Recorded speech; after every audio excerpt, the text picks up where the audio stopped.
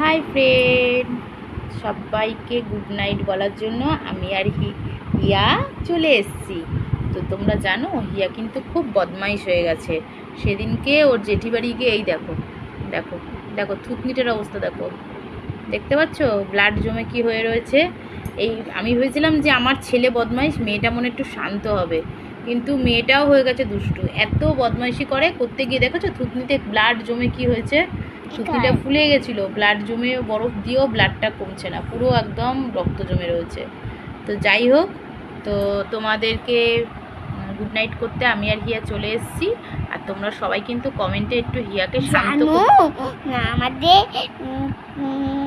চা করার খুন্তিটা একা একা নিচে চলে গেছিল, পা হয়ে গেছে, চলে গেছিল। আর আমি ঘুমাচ্ছিলাম ঘরে। বল কি বলছিলিস তুই? জানো হাত পাগুলো অনেক কেঁপে গেছে, তাই জন্য পা হয়ে গেছে আর হেঁটে হেঁটে নিচে চলে গেছে। কার পা বেরিয়েছে সেটা বল। বাসনের? হ্যাঁ, বাথরুমের পা হয়েছে, তাই জন্য হেঁটে হেঁটে চলে গেছে সিঁড়ি দিয়ে।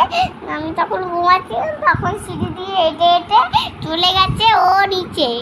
আচ্ছা, সবাইকে গুড নাইট করে দে। Good night. এই দেখো কি ফুলিয়ে এসেছি, দেখো দেখো ব্লাড জমে গেছে।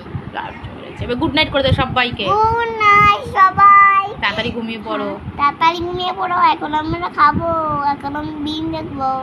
এই রাত্রেবেলা ভীম দেবী পরে আগে সবাইকে গুড নাইট করে মুন দিতে সবাইকে।